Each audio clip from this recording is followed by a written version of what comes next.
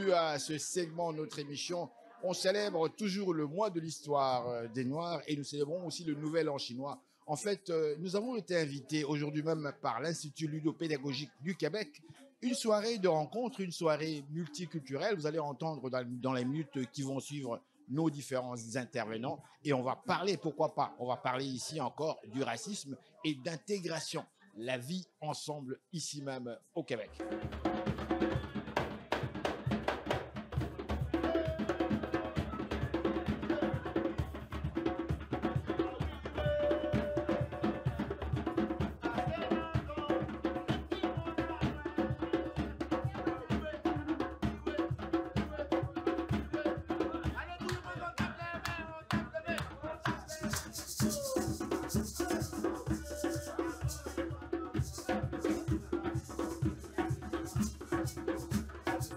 Mais je suis très contente de vous avoir parmi nous. Et comme vous voyez, il y a des gens de différents pays. Donc, c'est un vrai mélange de toute la communauté de Montréal, mais en mettant l'accent avec la communauté chinoise et la communauté noire.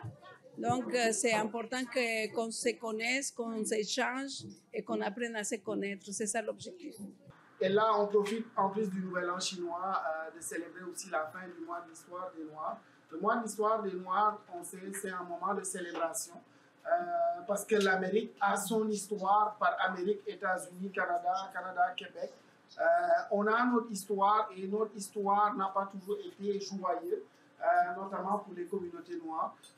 Et au-delà, je ne parlerai pas des autres communautés, mais notamment pour les communautés noires, il y a un vécu qui fait qu'on a besoin à ce stade-ci, pour vivre un Québec inclusif, un Canada inclusif, une Amérique inclusive, de prendre en considération toutes ces communautés, notamment la communauté noire, de mieux la connaître, et nous, des gens de la communauté noire, d'échanger, de partager avec les autres communautés, parce que quand on parle d'inclusion, il faut d'abord qu'on se connaisse. Si on ne se connaît pas, on ne peut pas vivre ensemble de la meilleure des façons ici. Mon nom est Cécilie, je suis la directrice de service à la famille chinoise et le centre Sino-Québec de l'Afrique du Sud. Puis j'ai un autre chapeau, je suis le conseiller municipal de Bourassa. Donc ça me fait un grand plaisir et c'est un grand honneur pour moi d'être ici, de célébrer la Nouvelle An chinois avec la communauté noire. Donc on est tous la communauté racisée, on est tous passé des histoires tristes et des fois c'est injuste. Donc, comme je l'avais dit, le mois des Noirs, ça regroupe toutes les communautés noires de Caraïbes, de l'Afrique, d'Amérique du Nord et tout. Et donc, c'est un moment vraiment, c'est un moment très très bon. Et puis, tous les organismes à sans but lucratif sont là pour aider la communauté. Et comme je l'ai dit, nous aussi, on travaille en silence, on aide les personnes nouvellement venues qui ont des difficultés, on les aide. On ne demande même pas l'aide du gouvernement, on les aide pour s'intégrer. Et ça, c'est un devoir, parce que nous aussi, on a passé par là. Et on ne peut pas laisser nos communautés souffrir. Donc, nous qui avons l'expérience qui était avant eux, on connaît comment il faut faire pour décrocher un emploi, comment faire pour s'en sortir. Donc, ils ont la chance d'avoir quelqu'un qui les épaule. C'est ça. C'est gagnant, c'est bénéfice. C'est tout ce monde qui provient de différents pays qui sont là. C'est la mosaïque, c'est l'interculturel, l'intergénérationnel. Et c'est ça le Québec. Vive le Québec, vive l'interculturalisme, vive la diversité. C'est une belle façon de s'intégrer avec toutes les différentes communautés qu'on a ici au Canada. Et une façon de s'intégrer, c'est aussi de s'intégrer entre nous et participer. Je pense que c'est un bon moyen aussi de comprendre, connaître les autres communautés. C'est s'intégrer entre nous et connaître pour mieux comprendre toutes les réalités, toutes les différentes cultures. Et ça, c'est la partie très enrichissante d'habiter ici au Canada, au Québec. Je suis fasciné par cette diversité culturelle et j'ai toujours dit que Montréal est une marmite qui bouillonne de culture. Et pour moi, c'est un aspect aussi favorable parce que ça permet aux gens, aux communautés de pouvoir échanger Et puis j'ai avec moi un excellent musicien aussi qui vient du Sénégal, avec qui je partage la passion de la musique. Et je profite aussi de l'occasion pour dire que on est une Afrique en mouvement, de telle sorte que les instruments que j'utilise viennent du Québec, viennent de partout. Ici j'ai un instrument qui vient du Québec, qui a été fait, qui s'appelle le tambour. J'ai également un tambour amérindien que j'utilise autochtone.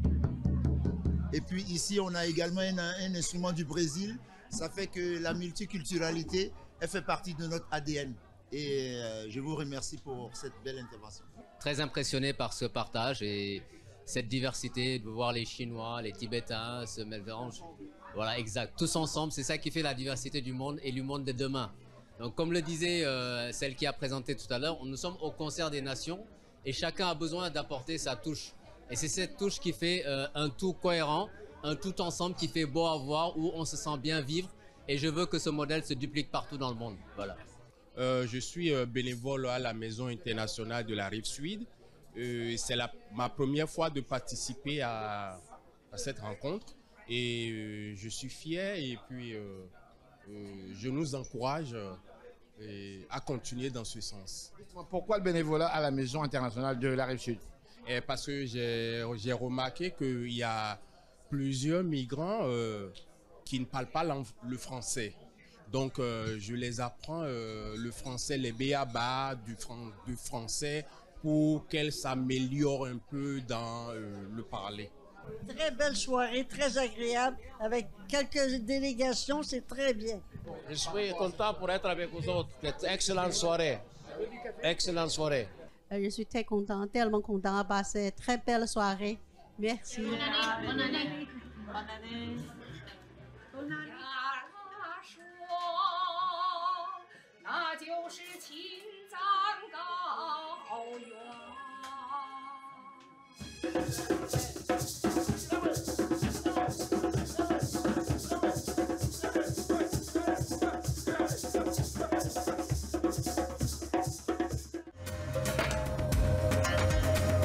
Et voilà, madame, messieurs, l'émission tire déjà à sa fin. Nous espérons que vous avez aimé. Je vous dis grand merci au nom de toute l'équipe. Ici Henri Ngaka, au revoir et gardez le sourire.